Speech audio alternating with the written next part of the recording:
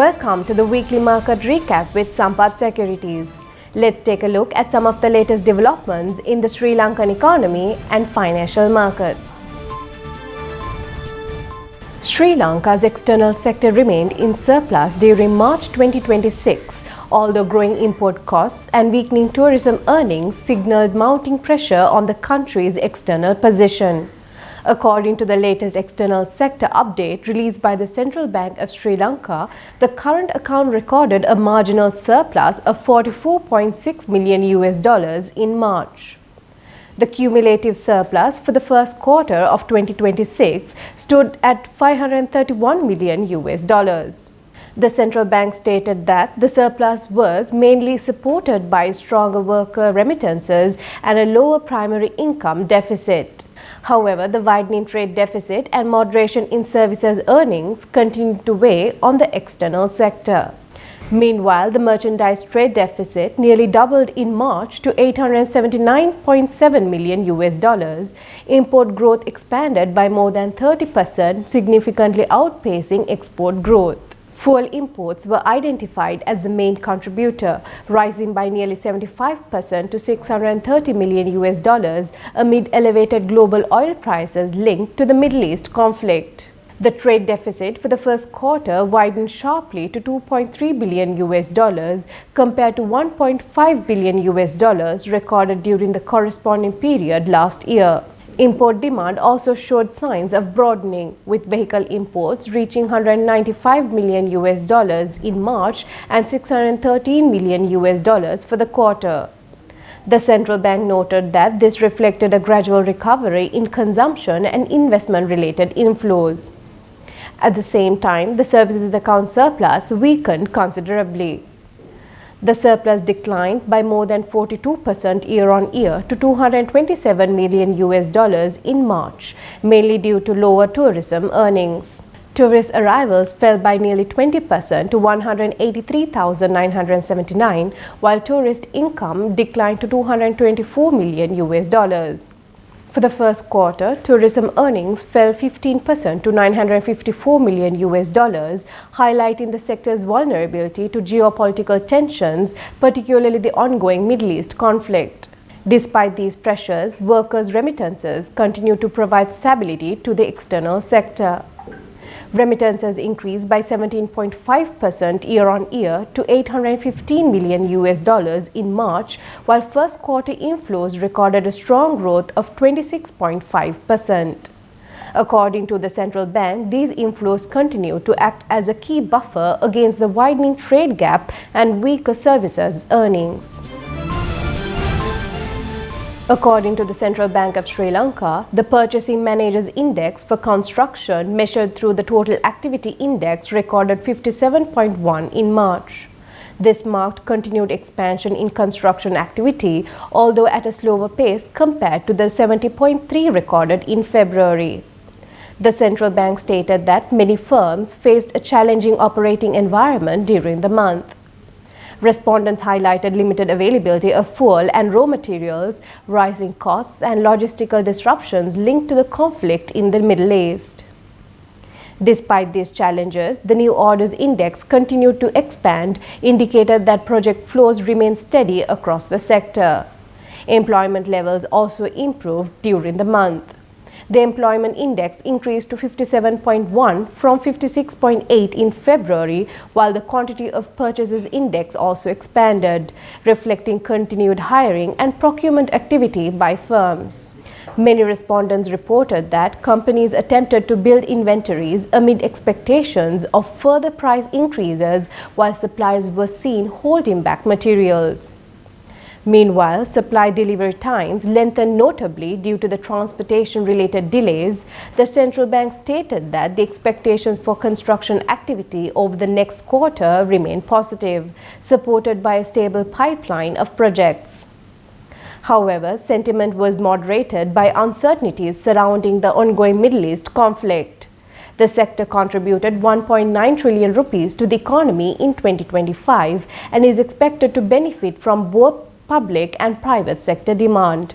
Reconstruction work following Cyclone Ditwa was identified as a key short-term driver for the industry. Damage from the cyclone has been estimated at around 4% of GDP, while rebuilding costs are projected at 878 billion rupees. Over the medium term, public sector investment is expected to remain the main growth driver. Around 2 trillion rupees have been allocated for construction-related sectors under the 2026 to 2028 development program, focusing mainly on highways, irrigation and housing projects. However, analysts caution that rising material and energy costs, labor shortages, tighter financing conditions and further geopolitical shocks could place pressure on the sector and delay projects, particularly for small contractors. China became Sri Lanka's largest trading partner in 2025, overtaking India after a strong increase in imports, particularly motor vehicles, according to the Central Bank of Sri Lanka. In its annual economic review 2025, the central bank stated that the total trade with China reached approximately $5.5 billion, slightly surpassing trade with India, which stood at $5.4 billion. India had remained Sri Lanka's leading trading partner from 2021 to 2024. The United States ranked as the third largest trading partner, with bilateral trade amounting to $3.5 billion. Together, China, India and the United States accounted for more than 41% of Sri Lanka's total merchandise trade in 2025.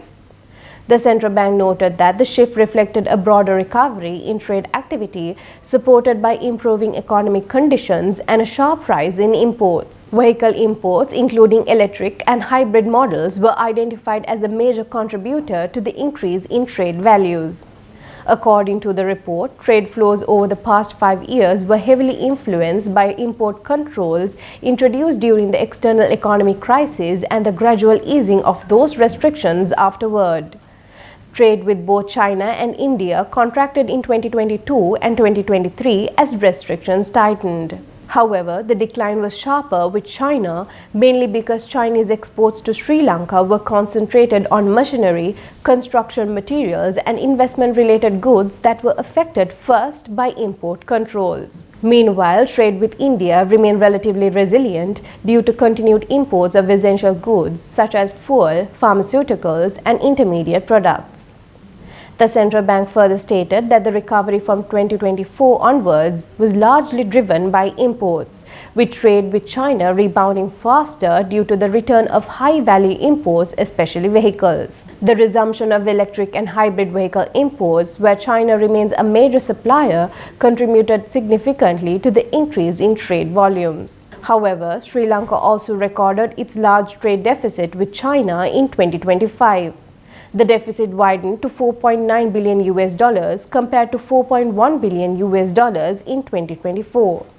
The central bank attributed this mainly due to high imports of electric and hybrid vehicles, as well as construction materials including iron and steel, while exports to China remained comparatively low. The trade deficit with India also widened during the year, largely due to increased motor vehicle imports. Meanwhile, the United States continued to remain an important export destination for Sri Lanka. Sri Lanka maintained a trade surplus of $2.5 billion with the United States, mainly supported by apparel exports. Sri Lanka has the opportunity to position itself as an emerging real estate investment destination, although industry stakeholders say policy consistency and stronger investor confidence will be critical to attract long-term capital inflows. The observations were made during the forum titled Driving Growth Through Real Estate 10-Year Plan Session 1 held at the Colombo Port City Sales Gallery. The event brought together property developers, investors, policymakers and industry professionals to discuss the future direction of Sri Lanka's real estate sector. Industry stakeholders noted that Sri Lanka's sovereign rating upgrade from default status was a positive signal for the economy following the recent crisis period, although the country's CCC+ rating remained below investment grade. They also stated that property absorption rates remained strong while property valuations had increased by around 10% year-on-year. Participants stressed the importance of capital repatriation, noting that investors required assurance that their funds would remain secure. Industry representatives further stated that rental yields at Port City were expected to reach around 20%, while the investor visa program, commonly referred to as the Golden Visa, remained underutilized as a tool to attract foreign investment. Stakeholders observed that Sri Lanka had the potential to emerge as a regional real estate hotspot, although the country first needed strong international promotion before marketing individual projects. Panelists also noted that changing global geopolitical conditions had created new opportunities for Sri Lanka, especially as some investors reconsidered traditional investment destinations such as Dubai. However, they stressed that strong infrastructure, world-class real estate developments, improved lifestyle offerings, and greater market transparency were necessary for Sri Lanka to compete internationally. Industry representatives further stated that investors continue to assess factors such as the IMF program, sovereign ratings, macroeconomic stability, exchange rate pressures, political stability, and debt sustainability before making long-term investment decisions. Speakers also highlighted that rising fuel, material, and logistic costs continue to place pressure on the real estate sector. They noted that lands located closer to the airport and port were experiencing stronger demand. Meanwhile, stakeholders stated that regulatory challenges and inconsistent policy direction continue to weaken investor confidence. They added that Port City should focus on developing A-grade office spaces, while investors required greater clarity on taxation, timelines, and long-term policy direction. Panelists also warned that Sri Lanka had moved slowly in liberalizing visa policies and attracting international investors seeking alternative destinations. They further stated that Port City, as a special economic zone, required transparency, stable regulations, and limited political interference in order to attract sustainable long-term investment. Let's take a look at this week's Treasury Bill auction results. With the recent Treasury Bill auction, the 91-day TB rate stands at 8.2% with no change in basis points. The 182-day TB rate stands at 8.24%, down by 1 basis point, and the 1-year TB rate stands at 8.52% with no change in basis points compared to the previous week. Thank you for watching. We'll be back next week.